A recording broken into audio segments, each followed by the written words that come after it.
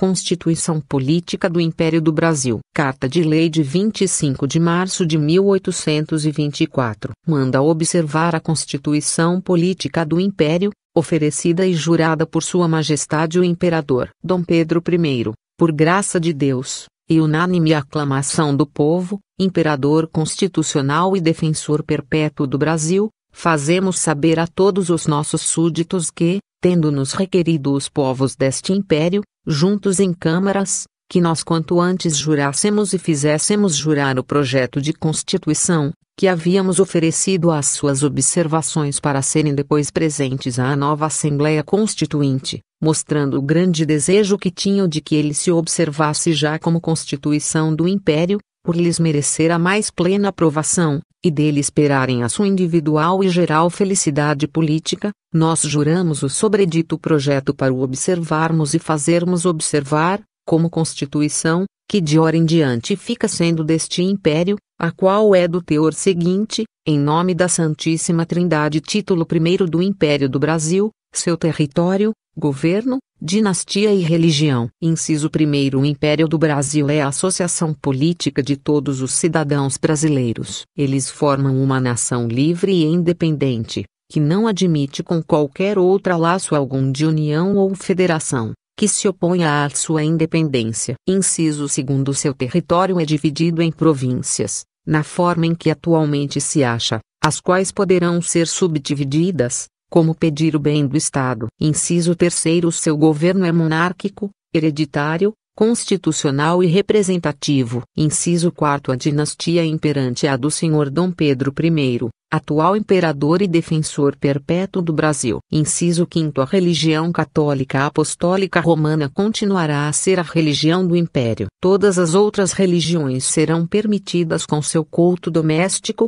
ou particular, em casas para isso destinadas, sem forma alguma exterior de templo. Título 2º dos cidadãos brasileiros. Inciso 6º São cidadãos brasileiros, primeiro, os que no Brasil tiverem nascido, quer sejam ingênuos ou libertos, ainda que o pai seja estrangeiro, uma vez que este não resida por serviço de sua nação. Segundo, os filhos de pai brasileiro e os ilegítimos de mãe brasileira, nascidos em país estrangeiro, que vierem estabelecer domicílio no Império. Terceiro, os filhos de pai brasileiro, que estivessem em país estrangeiro, em serviço do Império, embora eles não venham estabelecer domicílio no Brasil. Quarto, todos os nascidos em Portugal e suas possessões que, sendo já residentes no Brasil na época em que se proclamou a independência nas províncias, onde habitavam, aderiram a esta expressa ou tacitamente pela continuação da sua residência. Quinto,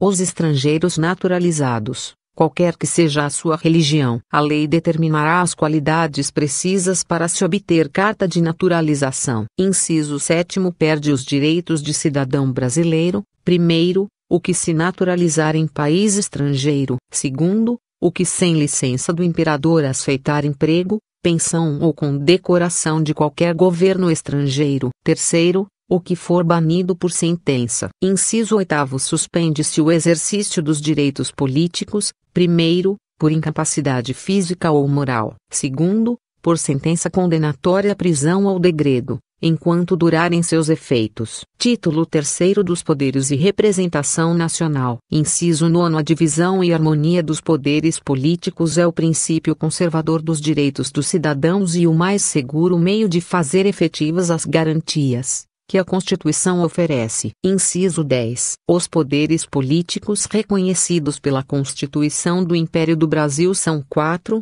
o poder legislativo, o poder moderador, o poder executivo e o poder judicial. Inciso 11. Os representantes da nação brasileira são o imperador e a Assembleia Geral. Inciso 12. Todos estes poderes no Império do Brasil são delegações da nação. Título 4º do Poder Legislativo. Capítulo 1º dos ramos do Poder Legislativo e suas atribuições. Inciso 13. O Poder Legislativo é delegado à Assembleia Geral, com a sanção do imperador. Inciso 14. A Assembleia Geral compõe-se de duas câmaras, Câmara de Deputados e Câmara de Senadores ou Senado. Inciso 15. É da atribuição da Assembleia Geral, primeiro, tomar juramento ao imperador, ao príncipe imperial, ao regente ou regência. Segundo, eleger a regência ou regente e marcar os limites da sua autoridade. Terceiro, reconhecer o príncipe imperial como sucessor do trono, na primeira reunião logo depois do seu nascimento. Quarto,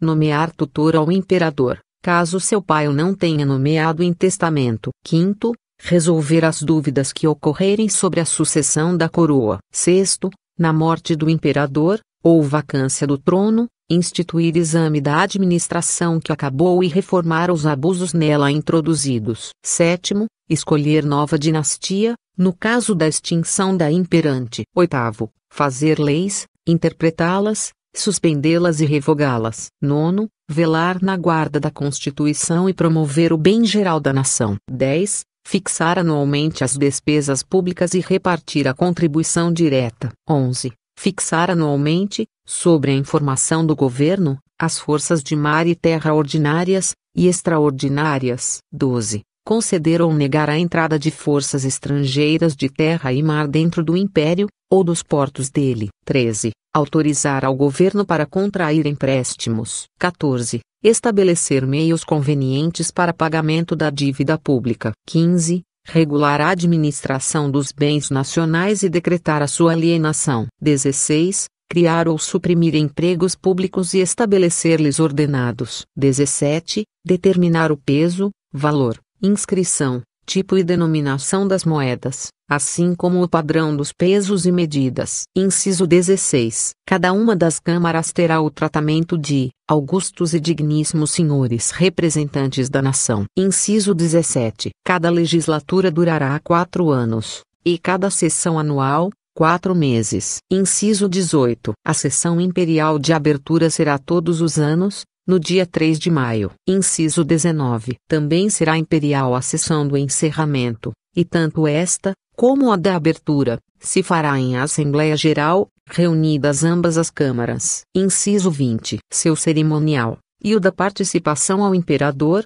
será feito na fórmula do regimento interno. Inciso 21. A nomeação dos respectivos presidentes, vice-presidentes e secretários das câmaras, verificação dos poderes dos seus membros, juramento e sua polícia interior, se executará na forma de seus regimentos. Inciso 22. Na reunião das duas câmaras, o presidente do Senado dirigirá o trabalho, os deputados e senadores tomarão lugar indistintamente. Inciso 23. Não se poderá celebrar sessão em cada uma das câmaras sem que esteja reunida a metade e mais um dos seus respectivos membros. Inciso 24. As sessões de cada uma das câmaras serão públicas, à exceção dos casos em que o bem do Estado exigir que sejam secretas. Inciso 25. Os negócios se resolverão pela maioria absoluta de votos dos membros presentes. Inciso 26. Os membros de cada uma das câmaras são invioláveis pelas opiniões que proferirem no exercício das suas funções. Inciso 27. Nenhum senador ou deputado, durante sua deputação, pode ser preso por autoridade alguma, salvo por ordem da sua respectiva câmara, menos em flagrante delito de pena capital. Inciso 28. Se algum senador ou deputado for pronunciado, o juiz, suspendendo todo o ulterior procedimento, dará conta à sua respectiva Câmara, a qual decidirá se o processo deva continuar e um membro ser ou não suspenso no exercício das suas funções. Inciso 29. Os senadores e deputados poderão ser nomeados para o cargo de ministro de Estado ou conselheiro de Estado, com a diferença de que os senadores continuam a ter assento no Senado e o deputado deixa vago o seu lugar na Câmara, e se procede a nova eleição, na qual pode ser reeleito e acumular as duas funções. Inciso 30. Também acumulam as duas funções se já exerciam qualquer dos mencionados cargos, quando foram eleitos. Inciso 31. Não se pode ser ao mesmo tempo membro de ambas as câmaras. Inciso 32. O exercício de qualquer emprego, à exceção dos de conselheiro de Estado e ministro de Estado, cessa interinamente enquanto durarem as funções de deputado ou de senador. Inciso 33. No intervalo das sessões, não poderá o imperador empregar um senador ou deputado fora do império, nem mesmo irão exercer seus empregos quando isso os impossibilite para se reunirem no tempo da convocação da Assembleia Geral Ordinária ou Extraordinária. Inciso 34. Se por algum caso imprevisto, de que dependa a segurança pública ou o bem do Estado, for indispensável que algum senador ou deputado saia para outra comissão, a respectiva Câmara poderá determinar. Capítulo 2º da Câmara dos Deputados. Inciso 35. A Câmara dos Deputados é eletiva e temporária. Inciso 36. É privativa da Câmara dos Deputados a iniciativa, primeiro, sobre impostos. Segundo, sobre recrutamentos. Terceiro, sobre a escolha da nova dinastia, no caso da extinção da imperante. Inciso 37. Também principiarão na Câmara dos Deputados, primeiro, o exame da administração passada e reformada dos abusos nela introduzidos. Segundo, a discussão das propostas feitas pelo Poder Executivo. Inciso 38. É da privativa atribuição da mesma Câmara decretar que tem lugar a acusação dos ministros de Estado e conselheiros de Estado. Inciso 39. Os deputados vencerão, durante as sessões, um subsídio pecuniário, taxado no fim da última sessão da legislatura antecedente. Além disto, se lhes arbitrará uma indenização para as despesas da vinda e volta. Capítulo 3º do Senado. Inciso 40. O Senado é composto de membros vitalícios e será organizado por eleição provincial. Inciso 41. Cada província dará tantos senadores quantos forem metade de seus respectivos deputados, com a diferença que,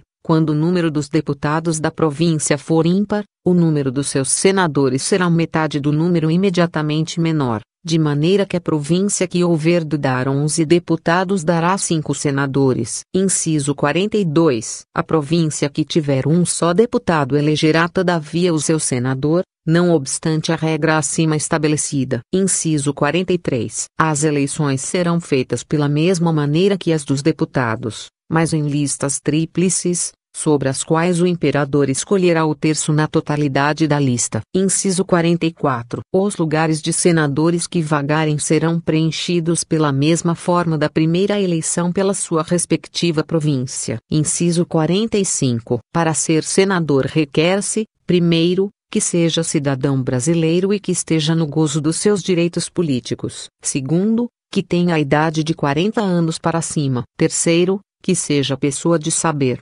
capacidade e virtudes, com preferência aos que tiverem feito serviços à pátria. Quarto, que tenha de rendimento anual, por bens, indústria, comércio ou empregos, a soma de R$ 800.000. Inciso 46. Os príncipes da Casa Imperial são senadores por direito e terão assento no Senado, logo que chegarem à idade de 25 anos. Inciso 47. É da atribuição exclusiva do Senado, primeiro, conhecer dos delitos individuais, cometidos pelos membros da família imperial, ministros de Estado, conselheiros de Estado e senadores, e dos delitos dos deputados, durante o período da legislatura. Segundo, conhecer da responsabilidade dos secretários e conselheiros de Estado. Terceiro, expedir cartas de convocação da Assembleia, caso o imperador não tenha feito 2 meses depois do tempo que a Constituição determina, para o que se reunirá o Senado extraordinariamente. Quarto,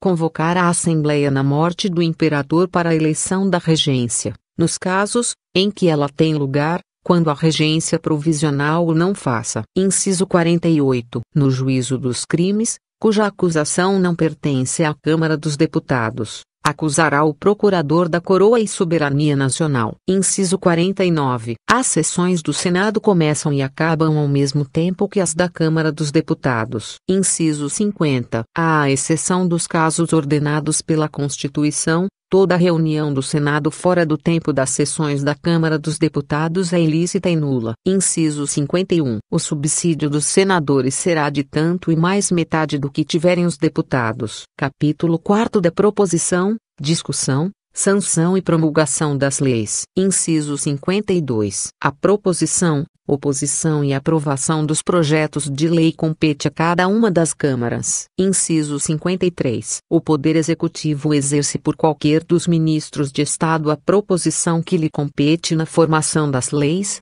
e só depois de examinada por uma comissão da Câmara dos Deputados, onde deve ter princípio, poderá ser convertido em projeto de lei. Inciso 54. Os ministros podem assistir e discutir a proposta, depois do relatório da comissão, mas não poderão votar, nem estarão presentes à votação, salvo se forem senadores ou deputados. Inciso 55. Se a Câmara dos Deputados adotar o projeto, o remeterá à dos senadores com a seguinte fórmula: a Câmara dos Deputados envia à Câmara dos Senadores a proposição junta do Poder Executivo, com emendas ou sem elas, e pensa que ela tem lugar. Inciso 56. Se não puder adotar a proposição, participará ao imperador por uma deputação de 7 membros da maneira seguinte: a Câmara dos Deputados testemunha ao imperador o seu reconhecimento pelo zelo que mostra em vigiar os interesses do império e lhe suplica, respeitosamente, digne-se tomar em ulterior consideração a proposta do governo. Inciso 57. Em geral, as proposições que a Câmara dos Deputados admitir e aprovar serão remetidas à Câmara dos Senadores, com a fórmula seguinte: a Câmara dos Deputados envia ao Senado a proposição junta e pensa que tem lugar pedir-se ao imperador a sua sanção. Inciso 58. Se porém a Câmara dos Senadores não adotar inteiramente o projeto da Câmara dos Deputados, mas se tiver alterado ou adicionado, o reenviará pela maneira seguinte: o Senado envia à Câmara dos Deputados a sua proposição, tal, com as emendas, ou adições juntas e pensa, que com elas tem lugar, pedir-se ao imperador a sanção imperial. Inciso 59. Se o Senado, depois de ter deliberado, julga que não pode admitir a proposição, ou o projeto, dirá nos termos seguintes: o Senado torna a remeter à Câmara dos Deputados a proposição, tal, a qual não tem podido dar o seu consentimento. Inciso 60. O mesmo praticará a Câmara dos Deputados para com a do Senado, quando neste o projeto tiver a sua origem. Inciso 61. Se a Câmara dos Deputados não aprovar as emendas ou adições do Senado, ou vice-versa, e todavia a Câmara recusante julgar que o projeto é vantajoso, poderá requerer por uma deputação de 3 membros a reunião das duas câmaras, que se fará na Câmara do Senado, e conforme o resultado da discussão se seguirá o que for deliberado. Inciso 62. Se qualquer das duas câmaras, concluída a discussão, adotar inteiramente o projeto, que a outra Câmara lhe enviou, o reduzirá a decreto e, depois de lido em sessão, o dirigirá ao imperador em 2 autógrafos, assinados pelo presidente e os 2 primeiros secretários, pedindo-lhe a sua sanção. Pela fórmula seguinte, a Assembleia Geral dirige ao imperador o decreto incluso, que julga vantajoso e útil ao império, e pede à Sua Majestade Imperial se digne dar a sua sanção. Inciso 63. Esta remessa será feita por uma deputação de 7 membros, enviada pela Câmara ultimamente deliberante, a qual ao mesmo tempo informará a outra Câmara, onde o projeto teve origem, que tenha adotado a sua proposição, relativa a tal objeto, e que a dirigiu ao imperador, pedindo-lhe a sua sanção. Inciso 64. Recusando o imperador prestar o seu consentimento, responderá nos termos seguintes: o imperador quer meditar sobre o projeto de lei, para a seu tempo se resolver, ao que a Câmara responderá que louva a Sua Majestade Imperial o interesse que toma pela nação. Inciso 65. Esta denegação tem efeito suspensivo somente, pelo que todas as vezes que as 2 legislaturas, que seguirem àquela, que tiver aprovado o projeto, tornem sucessivamente a apresentá-lo nos mesmos termos, entender-se-á que o imperador tem dado a sanção. Inciso 66. O imperador dará ou negará a sanção em cada decreto dentro de 1 mês, depois que ele for apresentado. Inciso 67. Se o não fizer dentro do mencionado prazo, terá o mesmo efeito, como se expressamente negasse a sanção, para serem contadas as legislaturas, em que poderá ainda recusar o seu consentimento, ou reputar-se o decreto obrigatório, por haver já negado a sanção nas 2 antecedentes legislaturas. Inciso 68. Se o imperador adotar o projeto da Assembleia Geral, se exprimirá assim: o imperador consente, com o que fica sancionado, e nos termos de ser promulgado como lei do império, e um dos 2 autógrafos, depois de assinados pelo imperador, será remetido para o arquivo da Câmara, que o enviou, e o outro servirá para por ele se fazer a promulgação da lei, pela respectiva Secretaria de Estado, onde será guardado. Inciso 69. A fórmula da promulgação da lei será concebida nos seguintes termos: Dom N. Por graça de Deus e unânime aclamação dos povos, Imperador constitucional e defensor perpétuo do Brasil, fazemos saber a todos os nossos súditos que a Assembleia Geral decretou e nós queremos a lei seguinte, a íntegra da lei nas suas disposições somente. Mandamos, portanto, a todas as autoridades, a quem o conhecimento e execução da referida lei pertencer, que a cumpram e façam cumprir e guardar tão inteiramente como nela se contém. O secretário de Estado dos Negócios o da repartição competente, a faça imprimir, publicar e correr. Inciso 70. Assinada a lei pelo Imperador, referendada pelo secretário de Estado competente e selada com o selo do Império, se guardará o original no arquivo público e se remeterão os exemplares dela impressos a todas as câmaras do Império, tribunais e mais lugares, onde convenha fazer-se pública. Capítulo 5 dos Conselhos Gerais de Província e suas atribuições. Inciso 71. A Constituição reconhece e garante o direito de intervir todo cidadão nos negócios da sua província e que são imediatamente relativos a seus interesses peculiares. Inciso 72. Este direito será exercitado pelas câmaras dos distritos e pelos conselhos, que com o título de Conselho Geral da Província, se devem estabelecer em cada província, onde não estiver colocada a capital do Império. Inciso 73. Cada um dos Conselhos Gerais constará de 21 membros nas províncias mais populosas, como sejam Pará, Maranhão, Ceará, Pernambuco, Bahia, Minas Gerais, São Paulo e Rio Grande do Sul, e nas outras de 13 membros. Inciso 74. A sua eleição se fará na mesma ocasião e da mesma maneira que se fizera dos representantes da nação e pelo tempo de cada legislatura. Inciso 75. A idade de 25 anos, probidade e decente subsistência são as qualidades necessárias para ser membro destes conselhos. Inciso 76. A sua reunião se fará na capital da província, e na primeira sessão preparatória nomearão presidente,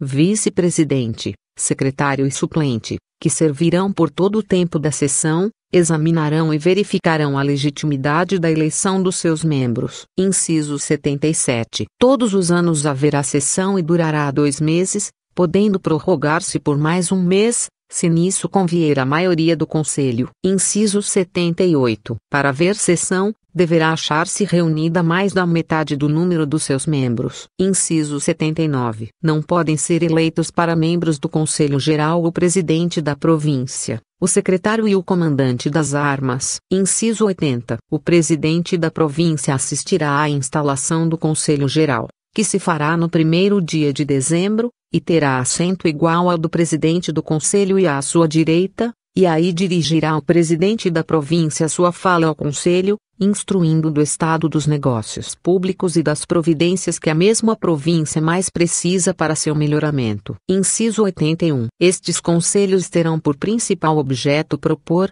discutir e deliberar sobre os negócios mais interessantes das suas províncias, formando projetos peculiares e acomodados às suas localidades e urgências. Inciso 82. Os negócios que começarem nas câmaras serão remetidos oficialmente ao secretário do Conselho, onde serão discutidos a portas abertas, bem como os que tiverem origem nos mesmos conselhos. As suas resoluções serão tomadas à pluralidade absoluta de votos dos membros presentes. Inciso 83. Não se podem propor nem deliberar nestes conselhos projetos: primeiro, sobre interesses gerais da nação; segundo, sobre quaisquer ajustes de umas com outras províncias; terceiro, sobre imposições cuja iniciativa é da competência particular da Câmara dos Deputados. Inciso 36. Quarto, sobre execução de leis, devendo porém dirigir a esse respeito representações motivadas à Assembleia Geral e ao Poder Executivo conjuntamente. Inciso 84. As resoluções dos Conselhos Gerais da província serão remetidas diretamente ao Poder Executivo,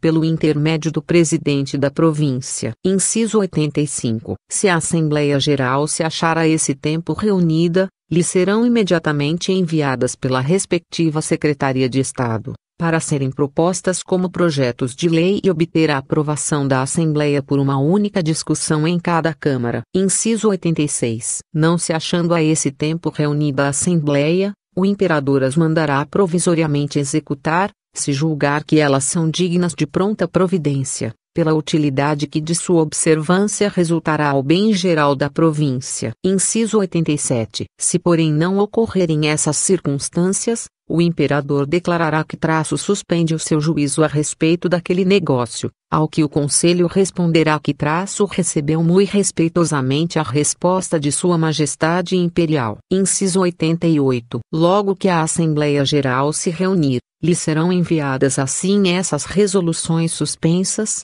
como as que estiverem em execução, para serem discutidas e deliberadas na forma do inciso 85. Inciso 89. O método de prosseguirem os Conselhos Gerais de Província em seus trabalhos e sua polícia interna e externa, tudo se regulará por um regimento, que lhe será dado pela Assembleia Geral. Capítulo 6 das Eleições. Inciso 90. As nomeações dos deputados e senadores para a Assembleia Geral e dos membros dos Conselhos Gerais das Províncias serão feitas por eleições indiretas, elegendo a massa dos cidadãos ativos em assembleias paroquiais os eleitores de província e os representantes da nação e província. Inciso 91. Tem voto nestas eleições primárias, primeiro, os cidadãos brasileiros que estão no gozo de seus direitos políticos. Segundo, os estrangeiros naturalizados. Inciso 92. São excluídos de votar nas assembleias paroquiais, primeiro,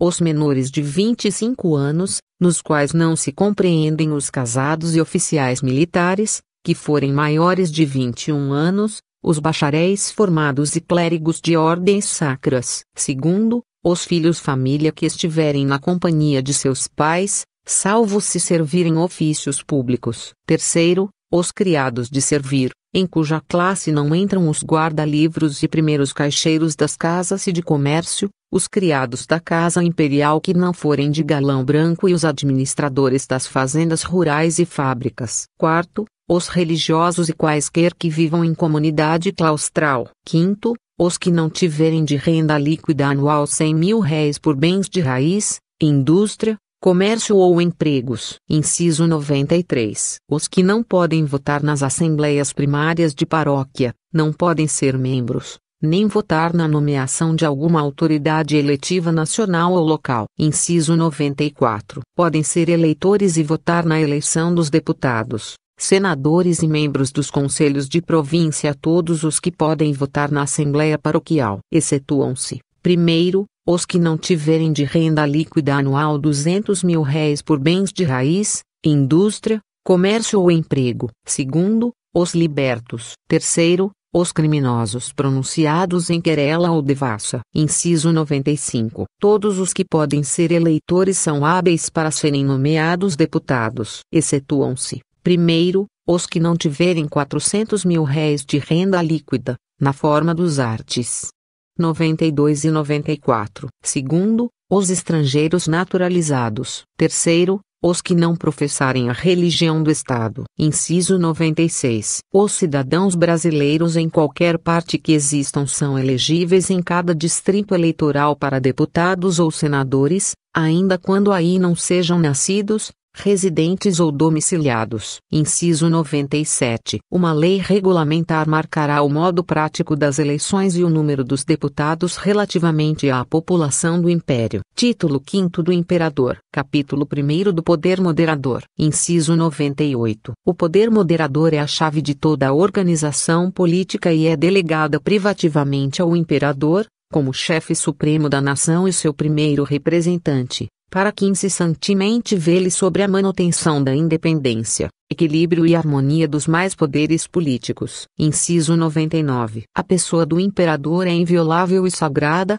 ele não está sujeito a responsabilidade alguma. Inciso 100. Os seus títulos são imperador constitucional e defensor perpétuo do Brasil e tem o tratamento de majestade imperial. Inciso 101. O imperador exerce o poder moderador, primeiro, nomeando senadores, na forma do inciso 43. Segundo, convocando a Assembleia Geral extraordinariamente nos intervalos das sessões, quando assim o pede o bem do Império. Terceiro, sancionando os decretos e resoluções da Assembleia Geral, para quem tenham força de lei. Inciso 62. Quarto, aprovando e suspendendo inteiramente as resoluções dos Conselhos Provinciais.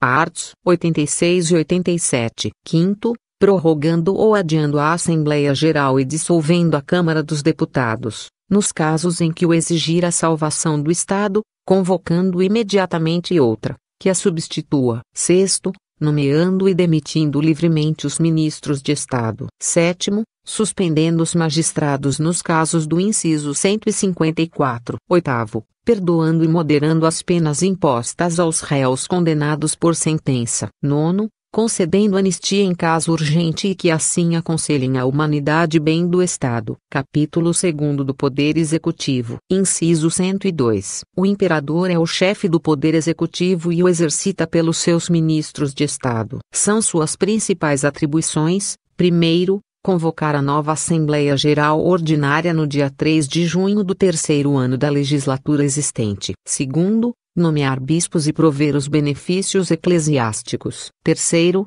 nomear magistrados. Quarto, prover os mais empregos civis e políticos. Quinto, nomear os comandantes da força de terra e mar, e removê-los, quando assim o pedir o serviço da nação. Sexto, nomear embaixadores e mais agentes diplomáticos e comerciais. Sétimo, dirigir as negociações políticas com as nações estrangeiras. Oitavo, fazer tratados de aliança ofensiva e defensiva, de subsídio e comércio, levando-os depois de concluídos ao conhecimento da Assembleia Geral, quando o interesse e segurança do Estado o permitirem. Se os tratados concluídos em tempo de paz envolverem cessão ou troca de território do Império, ou de possessões, a que o Império tenha direito, não serão ratificados sem terem sido aprovados pela Assembleia Geral. Nono, declarar a guerra, e fazer a paz, participando à Assembleia as comunicações que forem compatíveis com os interesses e segurança do Estado. 10.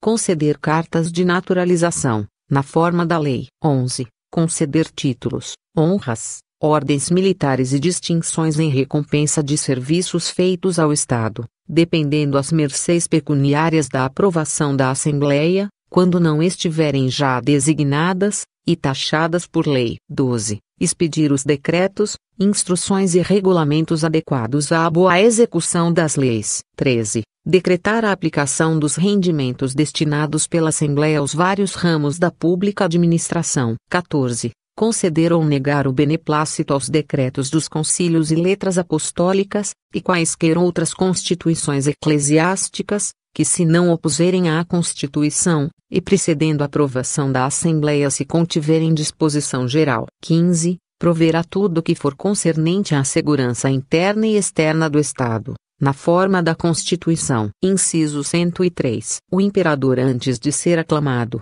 prestará nas mãos do presidente do Senado, reunidas as duas câmaras, o seguinte juramento: juro manter a religião católica apostólica romana, a integridade e indivisibilidade do Império, observar e fazer observar a Constituição Política da Nação Brasileira, e mais leis do Império, e prover ao bem geral do Brasil, quanto em mim couber. Inciso 104. O imperador não poderá sair do Império do Brasil sem o consentimento da Assembleia Geral, e se o fizer, se entenderá que abdicou a coroa. Capítulo 3 da Família Imperial e sua dotação. Inciso 105. O herdeiro presuntivo do Império terá o título de Príncipe Imperial, e o seu primogênito de Príncipe do Grão-Pará. Todos os mais terão o de Príncipes. O tratamento do herdeiro presuntivo será o de Alteza Imperial, e o mesmo será o do Príncipe do Grão-Pará. Os outros príncipes terão o tratamento de Alteza. Inciso 106. O herdeiro presuntivo,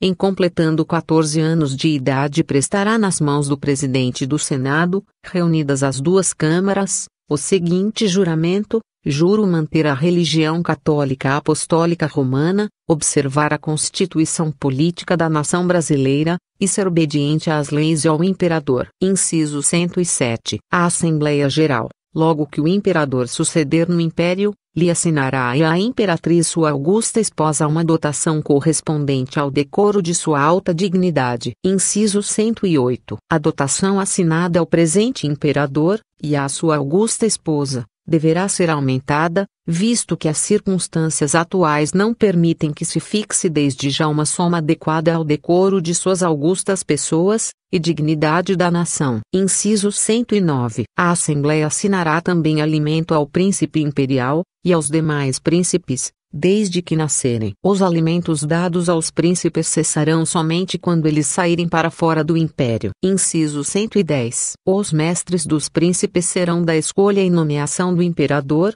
e a Assembleia lhes designará os ordenados, que deverão ser pagos pelo Tesouro Nacional. Inciso 111. Na primeira sessão de cada legislatura, a Câmara dos Deputados exigirá dos mestres uma conta do estado do adiantamento dos seus augustos discípulos. Inciso 112. Quando as princesas houverem de casar, a Assembleia lhes assinará o seu dote, e com a entrega dele cessarão os alimentos. Inciso 113. Aos príncipes que se casarem, e forem residir fora do império, se entregará por uma vez somente uma quantia determinada pela Assembleia, com o que cessarão os alimentos que percebiam. Inciso 114. A dotação, alimentos e dotes, de que falam os artigos antecedentes, serão pagos pelo Tesouro Público, entregues a um mordomo, nomeado pelo imperador, com quem se poderão tratar as ações ativas e passivas, concernentes aos interesses da Casa Imperial. Inciso 115. Os palácios e terrenos nacionais,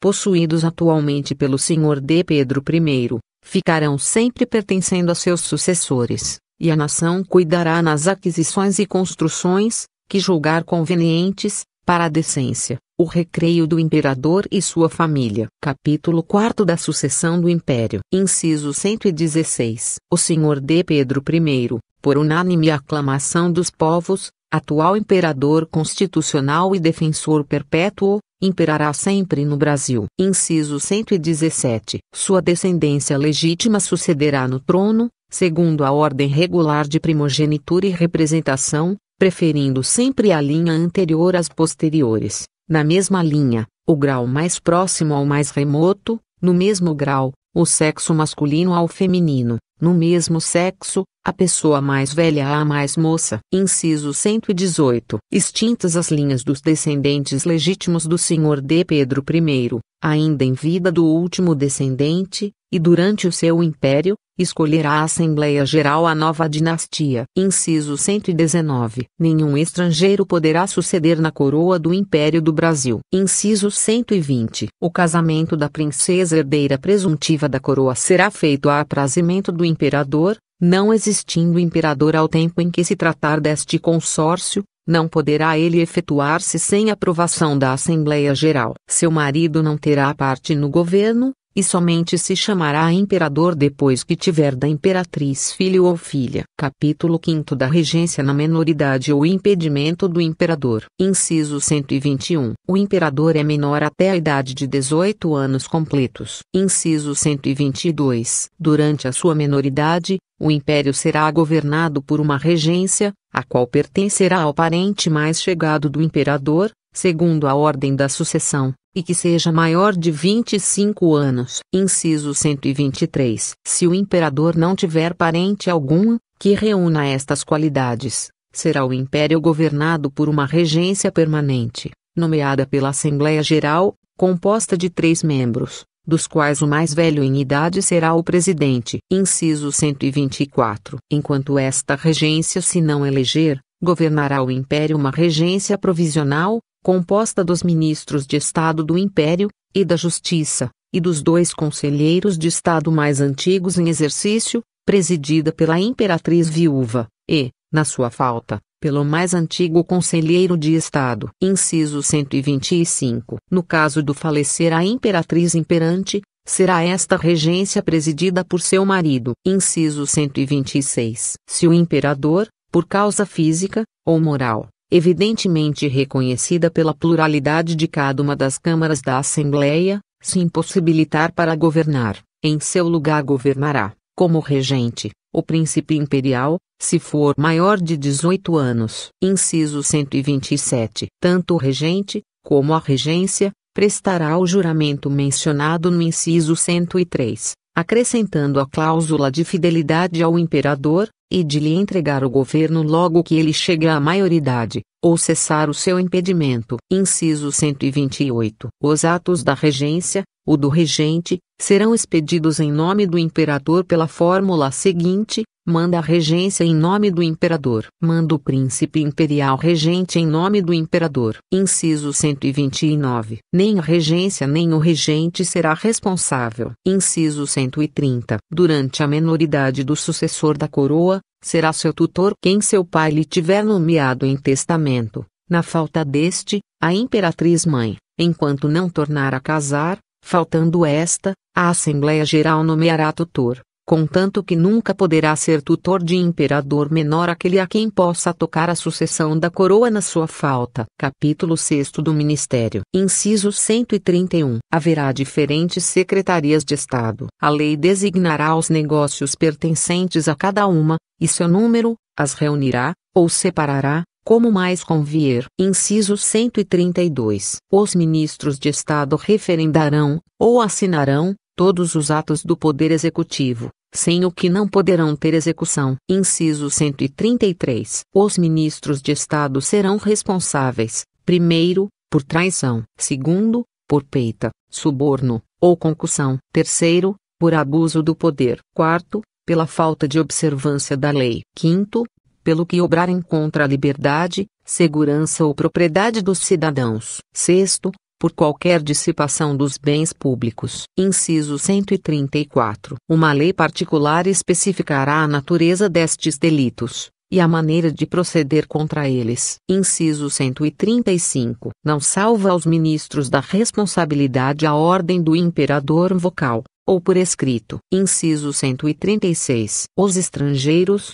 posto que naturalizados, não podem ser ministros de Estado. Capítulo 7º do Conselho de Estado. Inciso 137. Haverá um Conselho de Estado, composto de conselheiros vitalícios, nomeados pelo imperador. Inciso 138. O seu número não excederá a 10. Inciso 139. Não são compreendidos neste número os ministros de Estado, nem estes serão reputados conselheiros de Estado sem especial nomeação do imperador para este cargo. Inciso 140. Para ser conselheiro de Estado requerem-se as mesmas qualidades que devem concorrer para ser senador. Inciso 141. Os conselheiros de Estado, antes de tomarem posse, prestarão juramento nas mãos do imperador de manter a religião católica apostólica romana, observar a Constituição e as leis, ser fiéis ao imperador, aconselhá-lo segundo suas consciências, atendendo somente ao bem da nação. Inciso 142. Os conselheiros serão ouvidos em todos os negócios graves e medidas gerais da pública administração,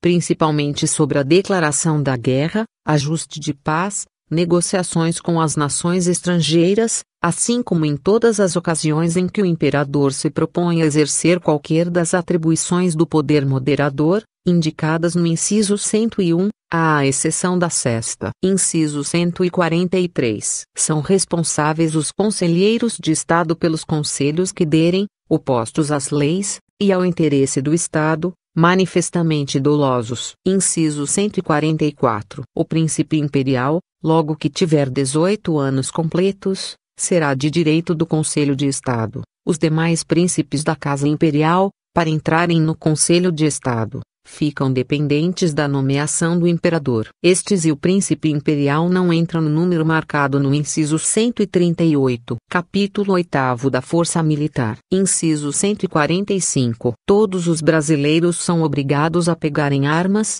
para sustentar a independência e integridade do Império, e defendê-lo dos seus inimigos externos ou internos. Inciso 146. Enquanto a Assembleia Geral não designar a Força Militar Permanente de Mar e Terra, subsistirá a que então houver, até que pela mesma Assembleia seja alterada para mais, ou para menos. Inciso 147. A Força Militar é essencialmente obediente, jamais se poderá reunir sem que lhe seja ordenado pela autoridade legítima. Inciso 148. Ao Poder Executivo compete privativamente empregar a Força Armada de Mar e Terra, como bem lhe parecer conveniente à segurança e defesa do Império. Inciso 149. Os oficiais do Exército e Armada não podem ser privados das suas patentes, senão por sentença proferida em juízo competente. Inciso 150. Uma ordenança especial regulará a organização do Exército do Brasil,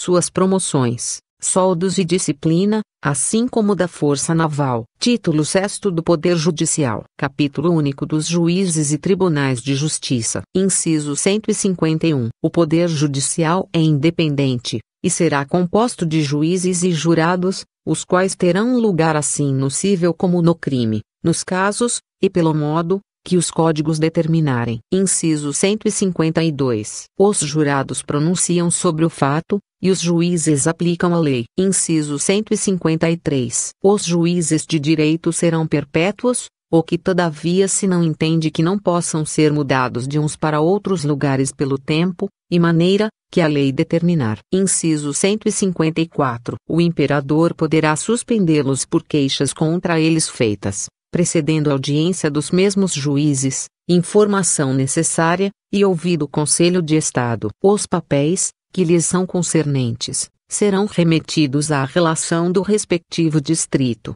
para proceder na forma da lei. Inciso 155. Só por sentença poderão estes juízes perder o lugar. Inciso 156. Todos os juízes de direito e os oficiais de justiça são responsáveis pelos abusos de poder e prevaricações que cometerem no exercício de seus empregos. Esta responsabilidade se fará efetiva por lei regulamentar. Inciso 157. Por suborno, peita, peculato e concussão haverá contra eles ação popular, que poderá ser intentada dentro de ano e dia pelo próprio queixoso, ou por qualquer do povo, guardada a ordem do processo estabelecida na lei. Inciso 158. Para julgar as causas em segunda e última instância, haverá nas províncias do Império as relações que forem necessárias para a comodidade dos povos. Inciso 159. Nas causas crimes, a inquirição das testemunhas e todos os mais atos do processo, depois da pronúncia, serão públicos desde já. Inciso 160. Nas cíveis e nas penais civilmente intentadas, poderão as partes nomear juízes árbitros. Suas sentenças serão executadas sem recurso,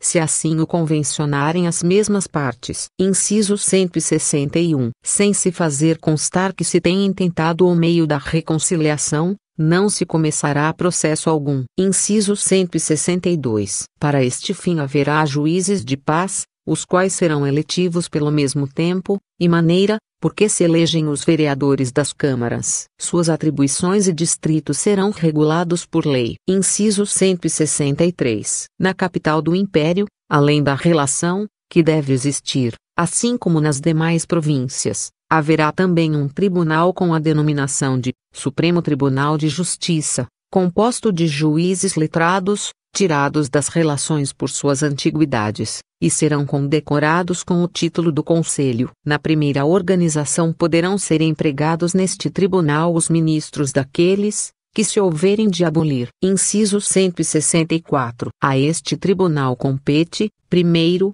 conceder ou denegar revistas nas causas, e pela maneira, que a lei determinar. Segundo, conhecer dos delitos e erros de ofício que cometerem os seus ministros, os das relações, os empregados no corpo diplomático e os presidentes das províncias. Terceiro, conhecer e decidir sobre os conflitos de jurisdição e competência das relações provinciais. Título 7º da Administração e Economia das Províncias. Capítulo 1º da Administração. Inciso 165. Haverá em cada província um presidente, nomeado pelo imperador, que o poderá remover, quando entender que assim convém ao bom serviço do Estado. Inciso 166. A lei designará as suas atribuições, competência e autoridade, e quanto convier ao melhor desempenho dessa administração. Capítulo 2º das Câmaras. Inciso 167. Em todas as cidades e vilas ora existentes, e nas mais que para o futuro se criarem,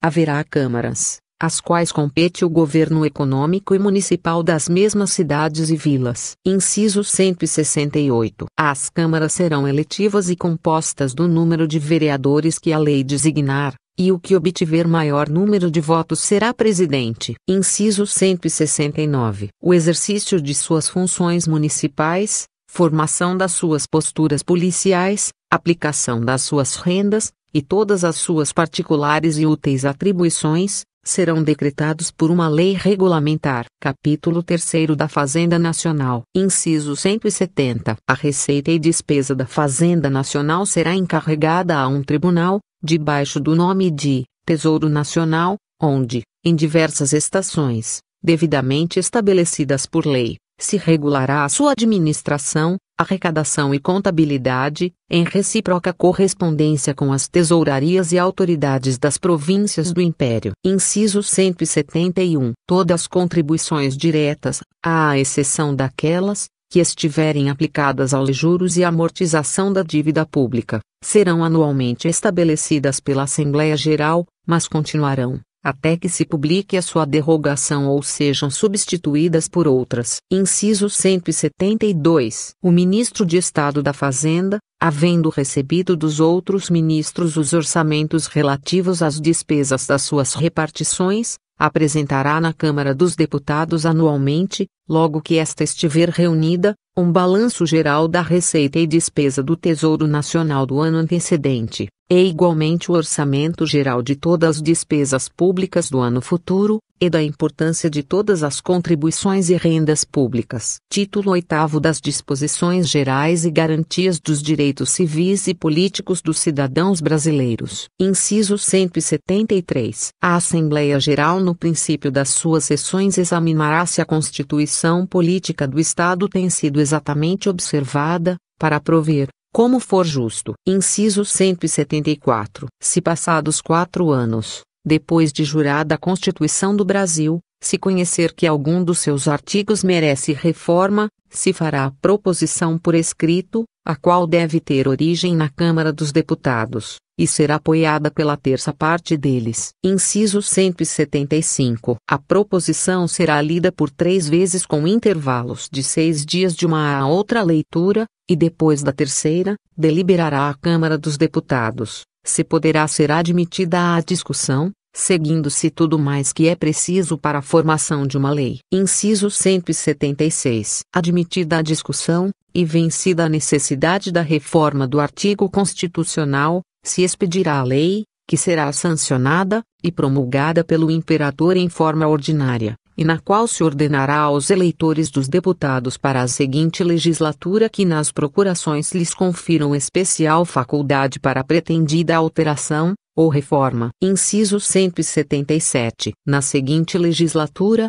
e na primeira sessão, será a matéria proposta, e discutida, e o que se vencer prevalecerá para a mudança, ou adição, à lei fundamental, e juntando-se à Constituição, será solenemente promulgada. Inciso 178. É só constitucional o que diz respeito aos limites e atribuições respectivas dos poderes políticos, e aos direitos políticos e individuais dos cidadãos. Tudo o que não é constitucional pode ser alterado sem as formalidades referidas, pelas legislaturas ordinárias. Inciso 179. A inviolabilidade dos direitos civis e políticos dos cidadãos brasileiros, que tem por base a liberdade, a segurança individual e a propriedade, é garantida pela Constituição do Império, pela maneira seguinte: primeiro, nenhum cidadão pode ser obrigado a fazer ou deixar de fazer alguma coisa senão em virtude da lei. Segundo, nenhuma lei será estabelecida sem utilidade pública. Terceiro,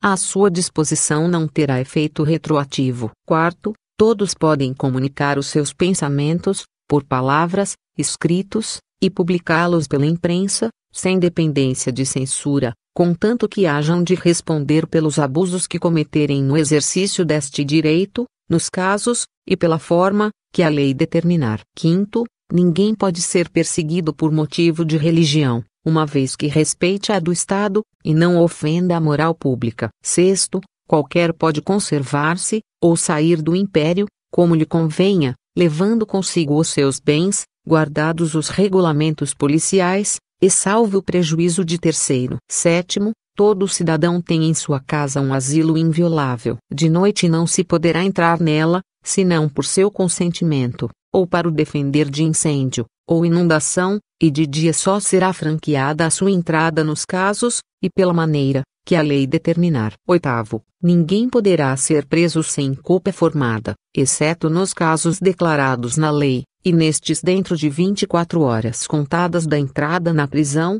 sendo em cidades, vilas, ou outras povoações próximas aos lugares da residência do juiz, e nos lugares remotos dentro de um prazo razoável, que a lei marcará, atento à extensão do território. O juiz, por uma nota, por ele assinada, fará constar ao réu o motivo da prisão, os nomes do seu acusador, e os das testemunhas, havendo-as. Nono, ainda com culpa formada, ninguém será conduzido à prisão, ou nela conservado estando já preso, se prestar fiança idônea, nos casos que a lei admite, e em geral nos crimes que não tiverem maior pena, do que a de 6 meses de prisão, ou desterro para fora da comarca, poderá o réu livrar-se solto. 10. À exceção de flagrante delito, a prisão não pode ser executada senão por ordem escrita da autoridade legítima. Se esta for arbitrária, o juiz, que a deu, e quem a tiver requerido serão punidos com as penas que a lei determinar. O que fica disposto acerca da prisão antes de culpa formada não compreende as ordenanças militares,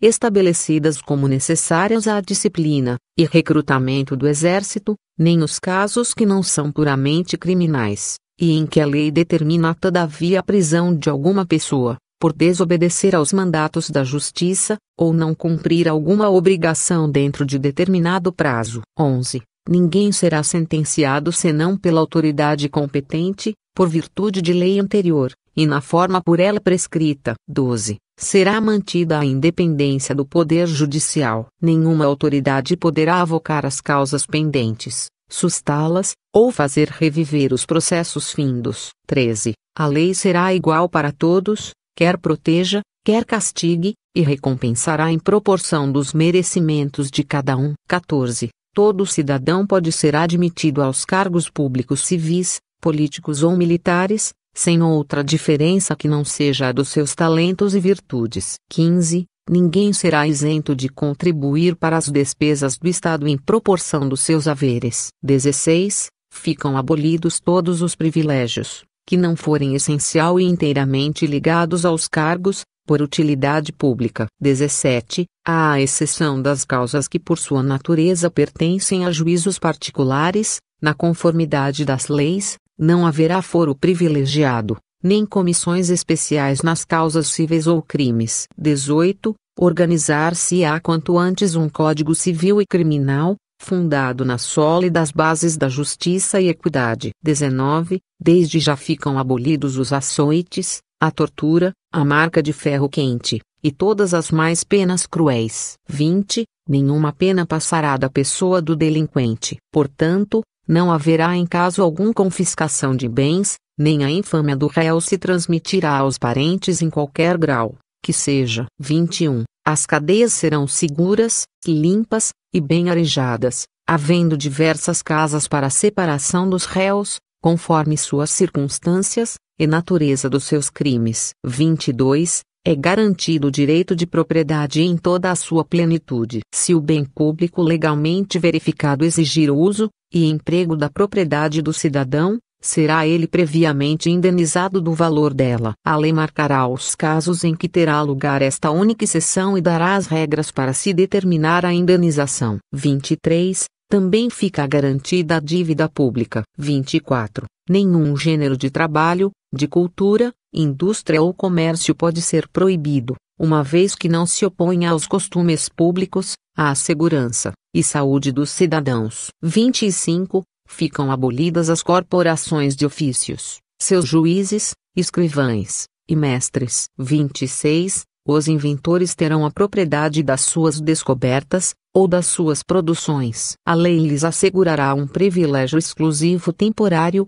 ou lhes remunerará em ressarcimento da perda que hajam de sofrer pela vulgarização. 27. O segredo das cartas é inviolável. A administração do correio fica rigorosamente responsável por qualquer infração deste artigo. 28. Ficam garantidas as recompensas conferidas pelos serviços feitos ao Estado, quer civis, quer militares, assim como o direito adquirido a elas na forma das leis. 29. Os empregados públicos são estritamente responsáveis pelos abusos e omissões praticadas no exercício das suas funções, e por não fazerem efetivamente responsáveis os seus subalternos. 30. Todo cidadão poderá apresentar por escrito ao Poder Legislativo e ao Executivo reclamações, queixas, ou petições, e até expor qualquer infração da Constituição, requerendo perante a competente autoridade a efetiva responsabilidade dos infratores. 31. A Constituição também garante os socorros públicos. 32. A instrução primária é gratuita a todos os cidadãos. 33. Colégios e universidades, onde serão ensinados os elementos das ciências, belas letras e artes. 34. Os poderes constitucionais não podem suspender a Constituição, no que diz respeito aos direitos individuais, salvo nos casos e circunstâncias especificadas no parágrafo seguinte. 35. Nos casos de rebelião, ou invasão de inimigos, pedindo à segurança do Estado que se dispensem por tempo determinado algumas das formalidades que garantem a liberdade individual, poder-se-á fazer por ato especial do Poder Legislativo. Não se achando porém a esse tempo reunida a Assembleia, e correndo a pátria perigo iminente, poderá o governo exercer esta mesma providência, como medida provisória, e indispensável, suspendendo-a imediatamente que cesse a necessidade urgente, que a motivou, devendo num e outro caso remeter à Assembleia, logo que reunida for, uma relação motivada das prisões e de outras medidas de prevenção tomadas, e quaisquer autoridades que tiverem mandado proceder a elas serão responsáveis pelos abusos que tiverem praticado a esse respeito. Rio de Janeiro, 11 de dezembro de 1823. João Severiano Maciel da Costa, Luiz José de Carvalho e Melo, Clemente Ferreira França, Mariano José Pereira da Fonseca, João Gomes da Silveira Mendonça, Francisco Vilela Barbosa, Barão de Santo Amaro - Antônio Luiz Pereira da Cunha, Manuel Jacinto Nogueira da Gama, José Joaquim Carneiro de Campos. Mandamos, portanto, a todas as autoridades a quem o conhecimento e execução desta Constituição pertencer, que a jurem e façam jurar, a cumpram e façam cumprir e guardar tão inteiramente como nela se contém. O Secretário de Estado dos Negócios do Império a faça imprimir, publicar e correr. Dado na cidade do Rio de Janeiro, aos 25 de março de 1824, terceiro da Independência e do Império. Imperador, com guarda, João Severiano Maciel da Costa.